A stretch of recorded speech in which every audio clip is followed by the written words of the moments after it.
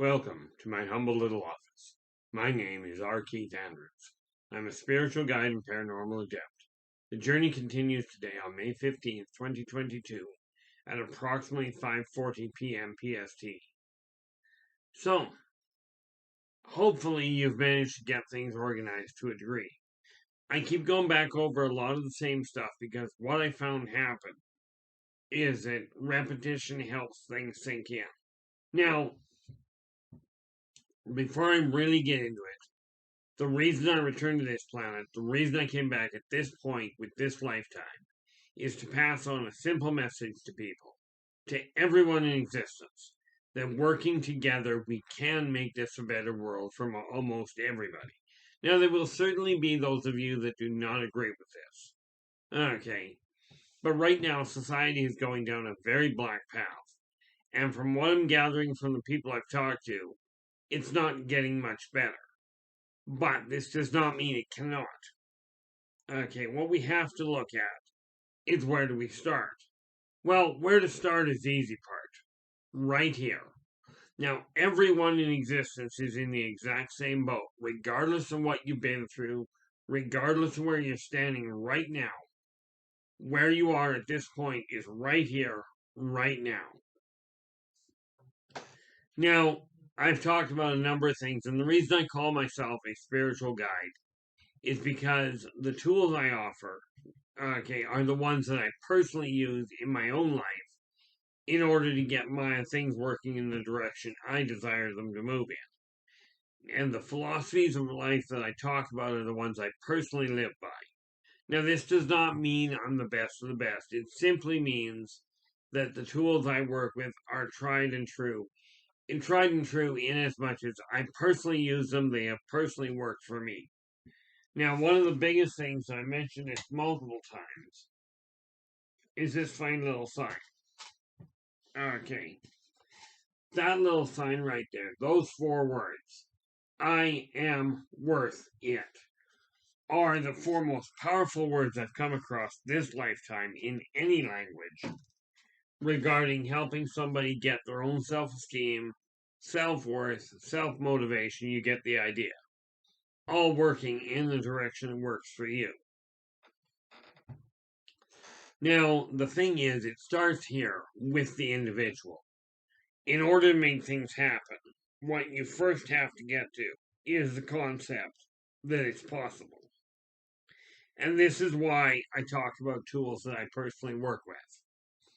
Okay, because by having personal first-hand experience, I can tell you these work because I've done it. Now, I've got in excess of 80,000 clients under my belt. Okay, I started working in this field when I was 10 years old. Okay, so the first trick is ask yourself this. Are you content with the way your life is right at this moment? Okay, once you've done that, now we can get started getting things turned around. And if you've looked through my videos in the past, okay, yes, I repeat myself multiple times. This is a live recording.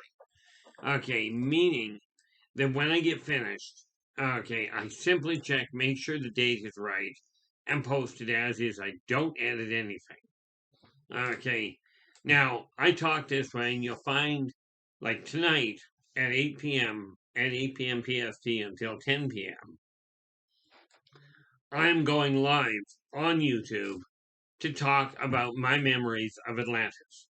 Now, again, I do not research. These are things I remember. I remember being there. I've talked to enough people about past lives and people that have remembered their own past lives. Now, if you don't believe in past lives, that's okay. Okay, but when I talk about it all being connected, think of a past life as in getting a different vehicle. Okay, you understand the idea if you own a car or if you've ever lived in a house. Okay, which I'm betting if you're watching this, you've lived in a house before. When your car breaks down, you spend a little time, you start looking for one ahead of time. Gee, I'd like this other type of car, and you start looking for it. Apparently, I'm tired, which is not entirely surprising. I've been fighting a back and being out for the last week and a half. Anyway, when your car breaks down, when you know it's starting to break down, or it starts getting too old to function with, you start looking for a new car. Sometimes you get a new car before you die, before the car dies. Sometimes not. In the case of a body, you start thinking, gee, what kind of a life would I like? Okay, now, have I played around with some pretty negative lifetime ideas? The answer is certainly. Virtually everybody has. Okay, virtually everybody has gone through some sort of negative life in the past.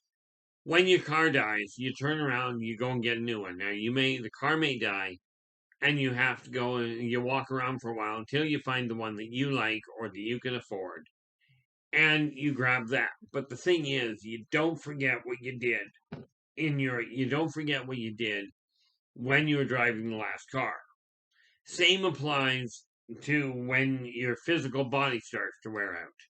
You start thinking about what kind of life you would like to have.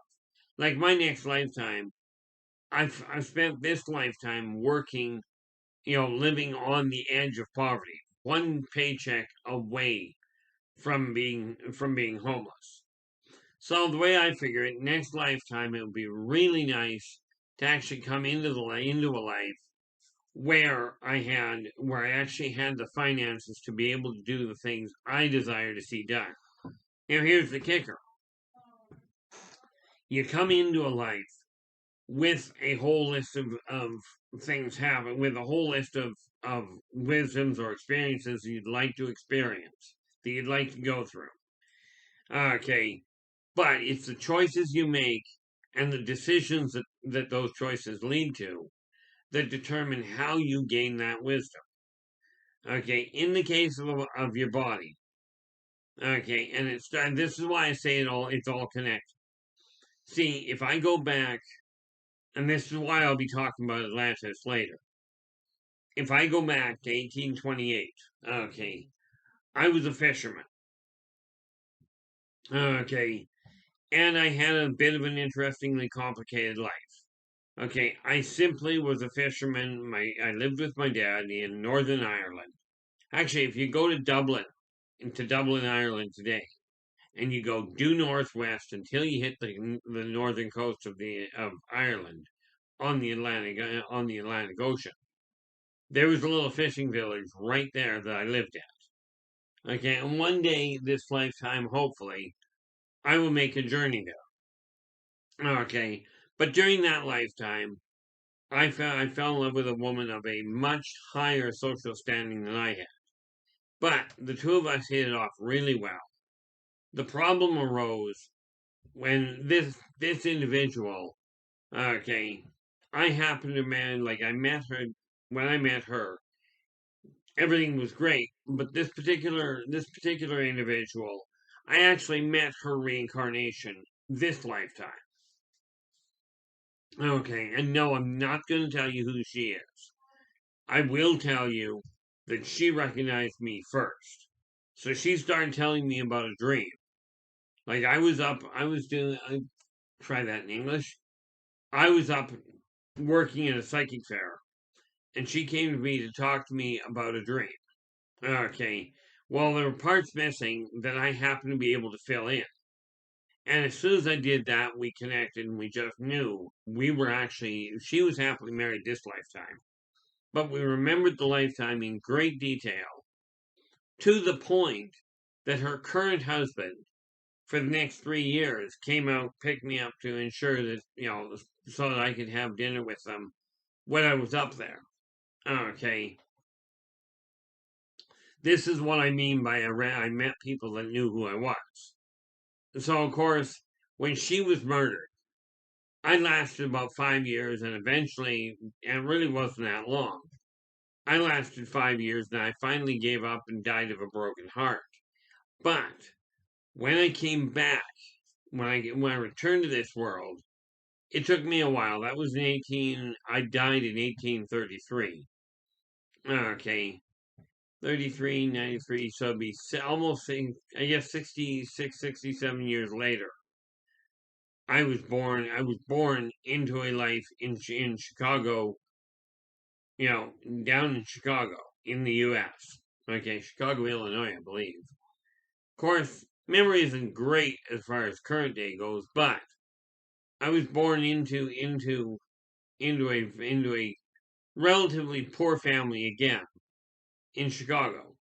Okay, got into a lot of trouble, but the thing was, I came in very, very angry. Okay, by the time I was 14, I was already in jail. Actually, when I got into jail, I'd only killed a couple of people. I'd only had a few altercations. Shouldn't say I killed them at that point. At that point, I'd robbed a few people. Right? I was a very violent kid. But they threw me into prison. I told them, don't, or not into prison, into jail.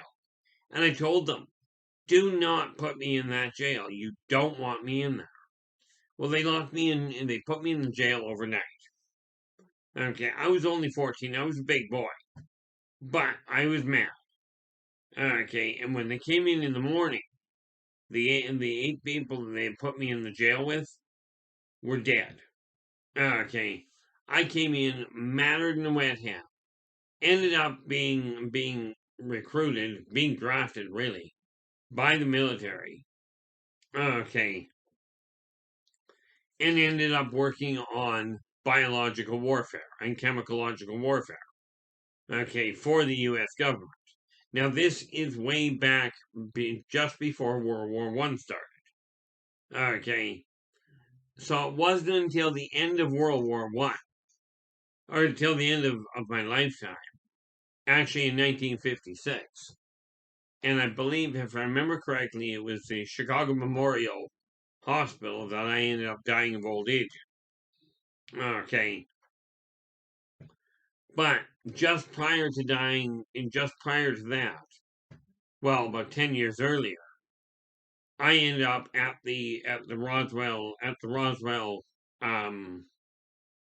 at the Roswell UFO crash site. Okay. And ran into, and this is where things get really screwy, and this is why I say, don't necessarily take my word for it. I can't prove it, but these are the memories I'm working with. Okay, at that site. Okay, I ended up meeting a young alien mother. Okay, and she turned around, gave me her child, who I turned over to the local natives. Okay, in order to protect the child before the full size of the military got there. Now, why I turned around and did that, I don't know.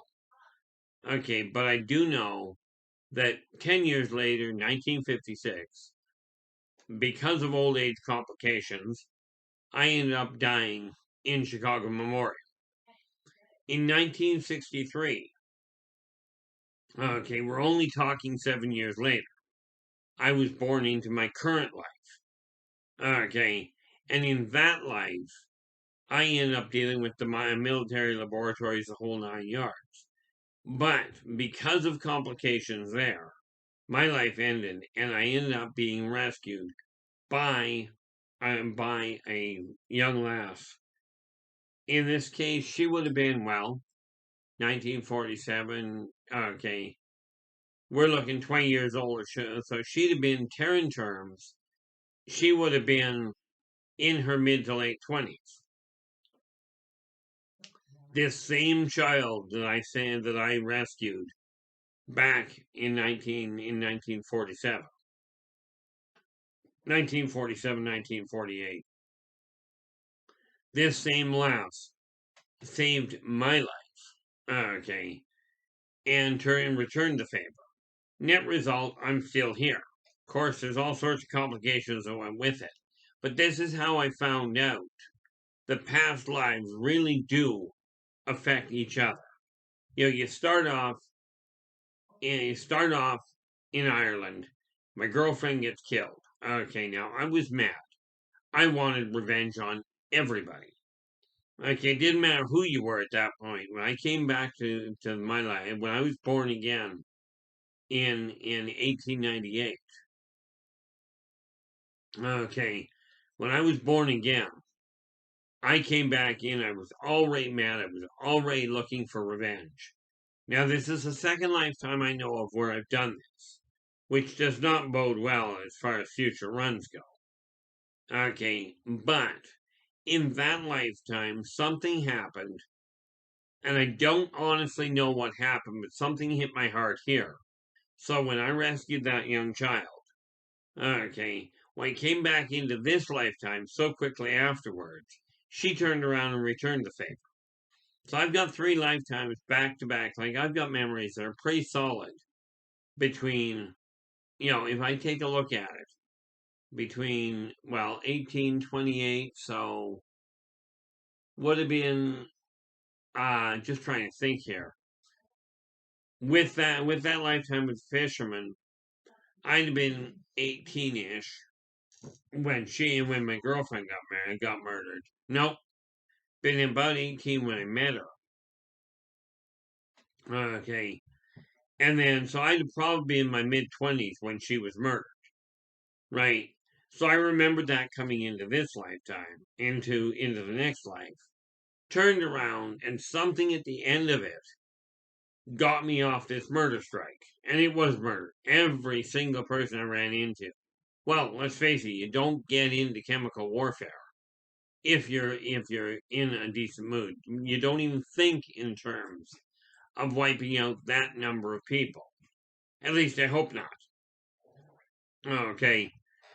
So this lifetime, in all fairness, this lifetime I've only ignoring sibling fights. I've only ever hit 3 people in my life out of anger. Okay.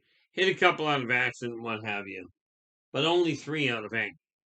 Last lifetime it was a staggering number. But this lifetime when I came back in, it was okay. I'm coming back in, but I'm not getting into a conflict. Well, I organized things when I got brought back here that I wasn't going into a violent life. Now, yes, I was born into a military life. Okay, and I ended up in a situation where because of the way that my life evolved, because of the circumstances, I could not join the military. Now, this does not mean I ever had any disrespect for the people that joined the military. Okay, or first responders or anything to that effect. Okay, but I came back in going, I'm not getting into a conflict this time. So, net result, in order to accommodate that, essentially I pushed a lot of people away from me in order to become very reclusive. It's only been recently, like within the last few months, that I finally decided it was time to start moving forward. It was time to reach out and see what I can do. And the reality behind that is that the support and the encouragement I got from the people on Spaced Out Radio, spacedoutradio.com, who I've been on, R. Keith Andrews and the ET Connection, talking about UFOs, aliens, and that sort of thing. The people that I met on there, the listening audience, really pushed the encouragement side of getting me to come on the video. Okay, so starting in March 6th of 2021, I started recording the journey. Didn't know where it was going to go. But what has happened is I am now at a point where I know this message has got to get out to people. The reality is, in my opinion, we are not alone. Okay, there are way more things going on. Okay, and this is why, yes, tonight I will be talking live on YouTube streaming about my memories of Atlantis and what went on there. Okay. And I certainly, I absolutely encourage you to join me there. Now, with that in mind, things are going to change. Things are going to happen. This world, it's got to change direction. But we got to realize the laws that are being made right now are complicating things. Okay. I'm watching laws being talked about now. Whether they're actually in the works or not, I don't know. I'm pulling my information not off any of the mainstream media. because I don't watch it. I haven't watched mainstream media, quite frankly, in probably a decade. Okay. But I do watch what comes up on Facebook. I watch what comes through on Twitter, the headlines that come through on LinkedIn, as well as a number of people I talk to. And what I'm seeing being discussed is absolutely appalling in my eyes. But if people don't start realizing that we are all linked together and start focusing on the positive instead of the negative, we are going to have complications. Okay. Now, I remember the fall of Rome. That was a really fun time. Not.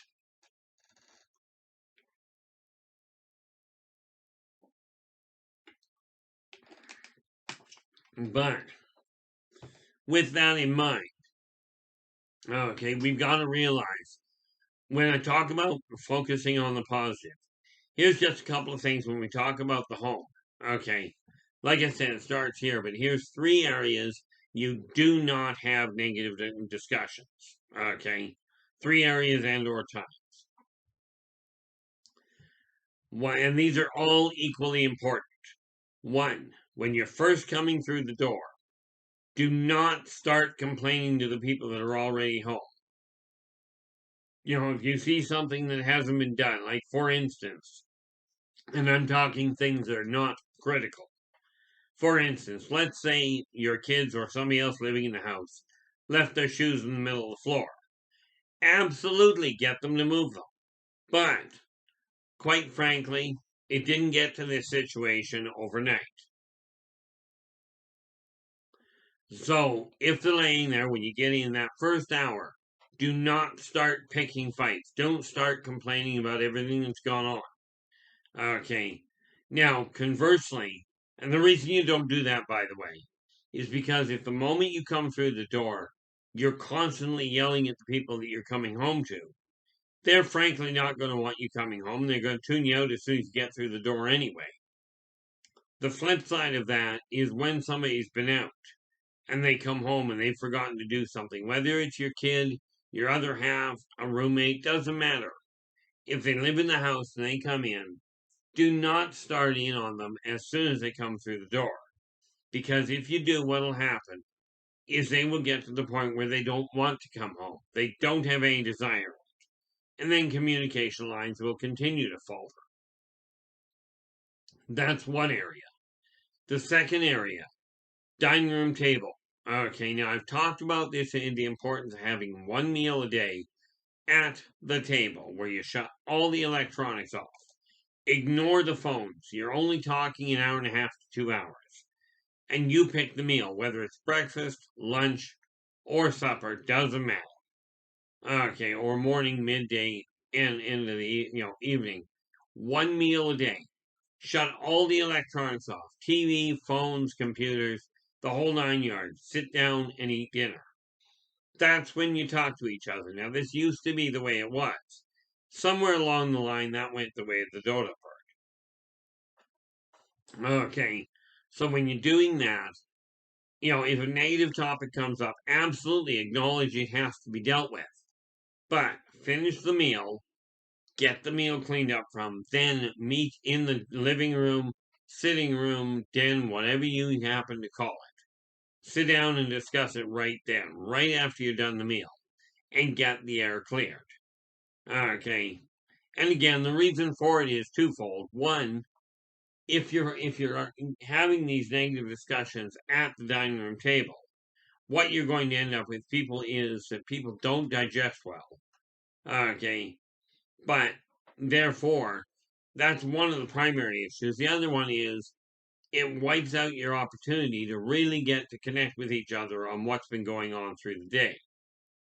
Now, the third area, and debatably the most important one, frankly, I see them all equally important. The third one is you never take a negative argument of any form. Well, what other type is there? You do not argue in your bedroom. Okay. It completely disrupts the sleep patterns. And if you want to look at the intimate side of your life, an argument in the bedroom is an absolute mood killer. Okay. I've seen it happen. The only thing I've seen kill moods faster, kill the intimate mood faster is a fire alarm. In your own building. Trust me, this one is a mood killer. But you don't argue in the bedroom. If the argument comes up, extricate yourself from the bedroom, go back to the living room, the sitting room, sit down and discuss it. Okay. The reason you're told that I was told when I was growing up, you don't go to bed angry is because if you go to bed angry, number one, you don't wake up relaxed. You don't wake up refreshed. Okay.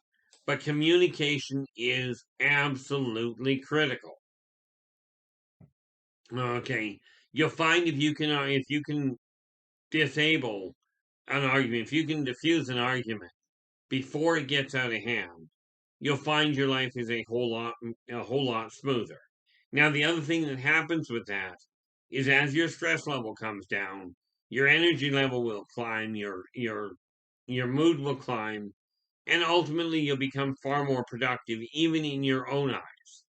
Now, I made a mistake years ago, and I did it for years. I used to bottle what I was going through. I wouldn't tell people when I was upset about something. And the net result was I ended up on December 28th of 2018, I had a pretty severe stroke that left me unable to walk and unable to talk. Now, they called it a minor one. I'm thinking you can't move, you can't speak, pretty bad. Okay. Had I been, and I'm a firm believer that had I been in the mindset of talking through things that were bothering me and seeking positive resolution of them, I would have never had the stroke. In a lot of ways, it was a good thing for me, but I'll tell you, it's a lousy way to learn.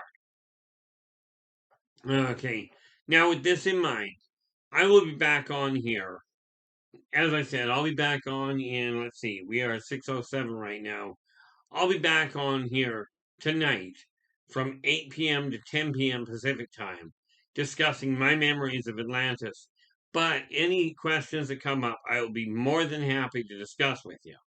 Okay, so join me in the chat room. I will be back again tomorrow. Until then, take care of yourselves and each other. And for pity's sakes, stay positive.